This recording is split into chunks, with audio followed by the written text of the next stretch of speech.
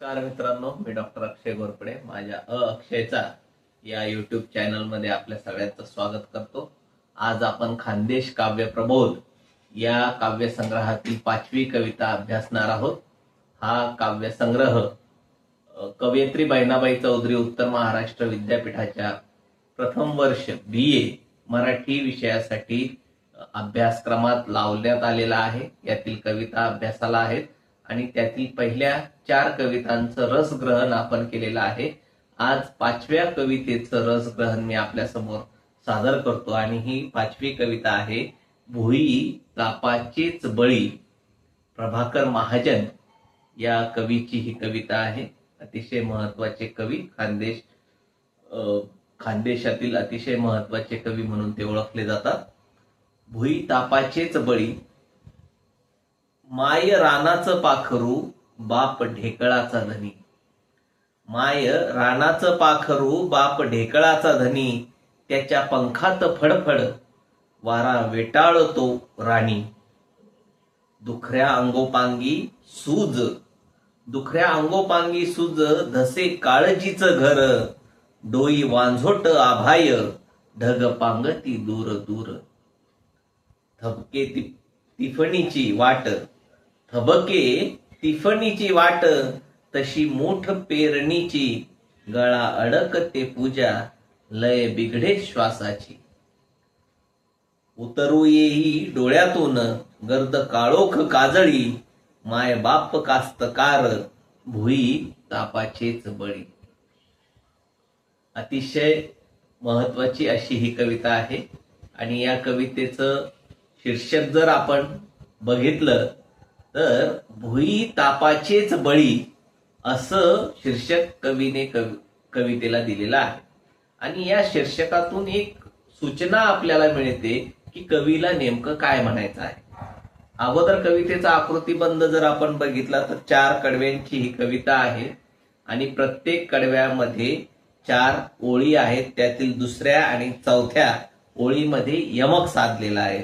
उदाहरणार्थ जर सांगायचं झालं तर माय रानाचं पाखरू बाप ढेकळाचा धनी, त्याच्या पंखात फडफड वारा वेटाळतो राणी. म्हणजे इथे धनी आणि राणी अशा या पद्धतीने आपल्याला यमक साधलेला दिसून येतो. अशा 4 कडव्यांची ही कविता आहे.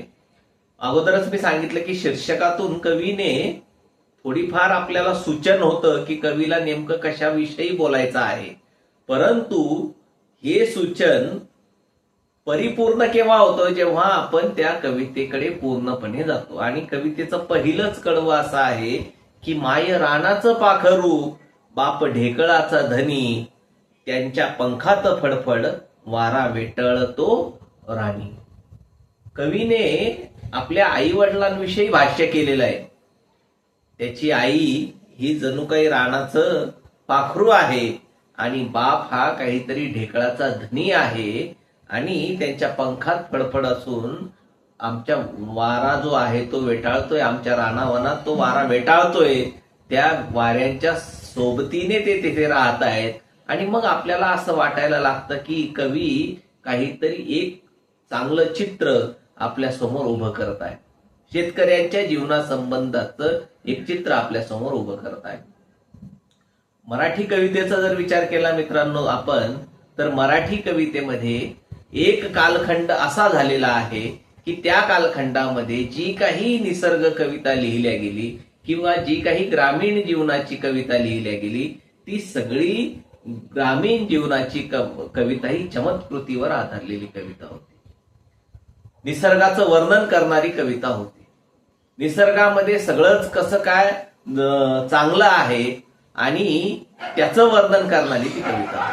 चांगलं आहे आणि त्याचं वर्णन करणं म्हणजे काय, तर शेतकरी जीवनाचंही चित्रण आलेलं असेल तर जणू काही शेती मातीचं असं काही चित्रण यायचं की बहारदार पीक बहरलेलं आहे, रानाच्या शेजारून नदी वाहते आहे, तिथून खळखळून पाणी वाहत आहे आणि ती जी शेतकऱ्याची पत्नी आहे ती त्याला त्याच्या डोक्यावर भाकरीचं हे घेऊन आलेली आहे आणि गरम गरम भाकरीवरती लोण्याचा गोळा त्याला खायला देत आहे आणि मंजूळ झुळझुळ पाणी वाहत आहे, मंजूळ गाणी गायली जात आहे आणि अशा प्रकारचं चित्र त्यामध्ये राहायचं. परंतु 1960च्या नंतर ग्रामीण साहित्यामध्ये आमूलाग्र बदल झाला. ग्रामीण जीवनाचं खरं आणि समर्पक चित्रण करणारं साहित्य आपल्याकडे निर्माण झालं आणि म्हणून मग पहिल्या कडव्यामध्ये आपल्याला असं वाटायला लागतं की कवी शेतीविषयीचं काहीतरी एक प्रभावी चित्रण करत आहे आणि हे चित्रण करत असताना काहीतरी तो चांगलं चित्रण करण्याचा प्रयत्न करत आहे की काय असं आपल्याला वाटायला लागतं. परंतु ज्यावेळेस आपण दुसऱ्या कडव्याकडे जातो तेव्हा आपल्याला कळायला लागतं की कवी हा फक्त रानावनाचं निसर्गमय चैतन्यमय वर्णन करत नाहीये, तर तो म्हणतो की दुखऱ्या अंगोपांगी सुज धसे काळजीचं घर डोई वांझोट आभाय ढग पांगती दूर दूर थबके तिफणीची वाट तशी मूठ पेरणीची गळा अडकते पूजा लय बिघडे श्वासाची. आणि मग तो सांगतो की पेरणी करायची आहे आणि डोक्यावर तर वांझोट आभाळ आहे, ढग पांगून गेलेली आहेत, दूर कुठेतरी निघून गेलेली आहे, खूप उन्हाळा तापलेला आहे, जमीन तापलेली आहे, दुष्काळ सदृश्य परिस्थिती निर्माण झालेली आहे आणि एका शेतकऱ्याचं घर कशावर चालतं तर त्याच्या शेतीवर ते शेतकऱ्याचं घर चालतं. जून महिन्यात तो पेरणी करतो आणि ती पेरणी केल्यानंतर जर पाऊस पडला तर त्याच्या शेतामध्ये काहीतरी माल उगवतो, काहीतरी अन्नधान्य तो पिकवतो आणि त्यावर त्याच्या वर्षभर संबंध त्याच्या घराचा जी गुजराण आहे ती त्याच्यावर होत असते. परंतु प्रत्येक वेळेस असं होतं का मित्रांनो? असं होत नाही. निसर्ग कायम शेतकऱ्याची परीक्षा पाहत असतो, कधी तो पडतच नाही.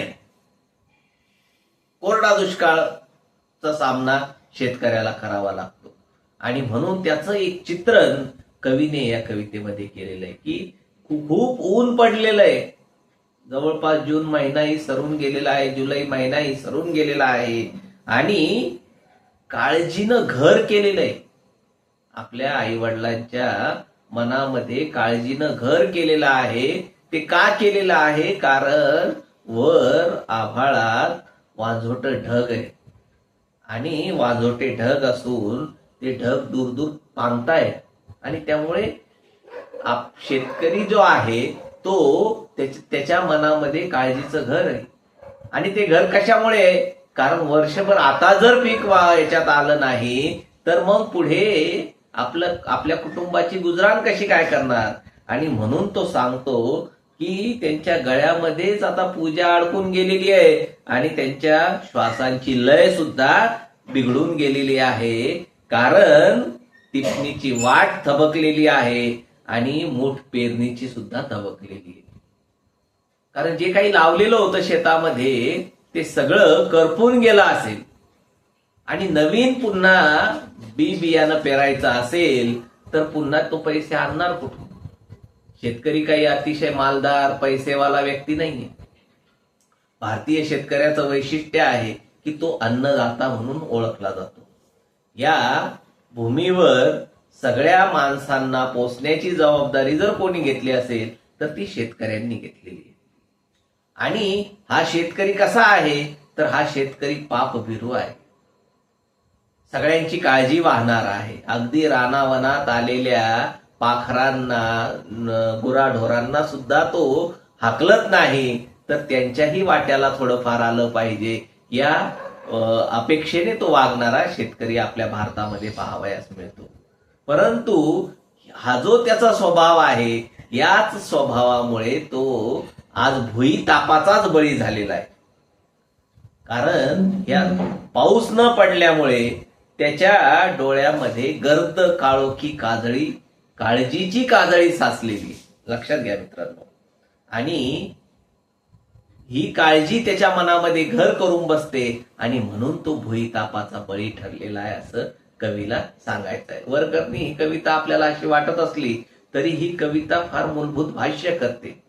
ही कविता कशा कशावर भाष्य करते तर ही कविता संपूर्ण अर्थव्यवस्थेवर भाष्य करते. भारताची अर्थव्यवस्था ही कृषी अर्थव्यवस्था आहे, पण तिला जगवणारा शेतकरी आहे. 70% लोक कृषी जीवनावर इथे जगतात. परंतु या कृषी व्यवस्थेची आजची अवस्था काय आहे मित्रांनो, तर आजची अवस्था आपण जर पाहिली तर सगळ्यात जास्त आत्महत्या कोणाच्या होत असतील तर ते शेतकऱ्याच्या होतात. कोरडा दुष्काळ नाही तर ओला दुष्काळ हा त्याच्या 5वीलाच पुजलेला असतो. दुष्काळ आला की कर्ज काढायचं, पुन्हा रासायनिक खतं घ्यायचे, पुन्हा बियाणं घ्यायचं. बियाणं खराब निघालं, नकली निघालं, रासायनिक खतामुळे या सगळ्यांचा तोटा शेवटी शेतकऱ्याला सहन करावा लागतो आणि शेतकरी हा पूर्णपणे त्याचं घर उद्ध्वस्त होतो.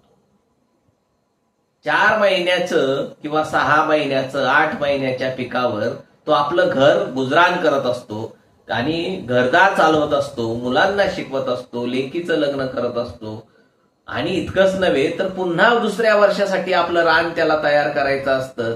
अशा वेळेस जर ओला किंवा कोरडा दुष्काळ पडला तर येणारं जे पीक आहे ते पीक त्या पिकाचा नाश होतो आणि त्याला भाव सुद्धा मिळत नाही. मग भाव मिळत नाही म्हणल्यावर पुन्हा त्याच्या घरात दारिद्र्य येतं, बेकारी येते, बेरोजगारी येते, कर्जबाजारी तो होतो आणि मग शेवटी त्याच्या समोर पर्याय उरतो तो फक्त आत्महत्या करण्याचा.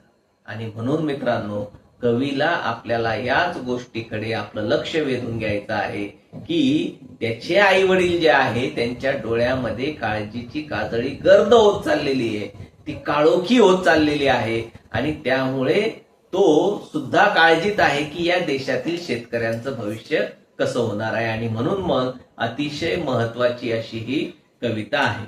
मित्रांनो, तुम्हाला ही कविता कशी वाटली, तुम्हाला या कवितेवरचं भाष्य कसं वाटलं, यापूर्वी जर तुम्ही ही कविता वाचलेली, ऐकलेली, पाहिलेली असेल तर मला कमेंट करून कळवा आणि माझा व्हिडिओ आपल्या विद्यार्थी मित्रांपर्यंत अधिकाधिक पोहोचवा. आणि अजूनपर्यंत माझं चॅनल सबस्क्राईब केलेलं नसेल तर सबस्क्राईब करा. धन्यवाद.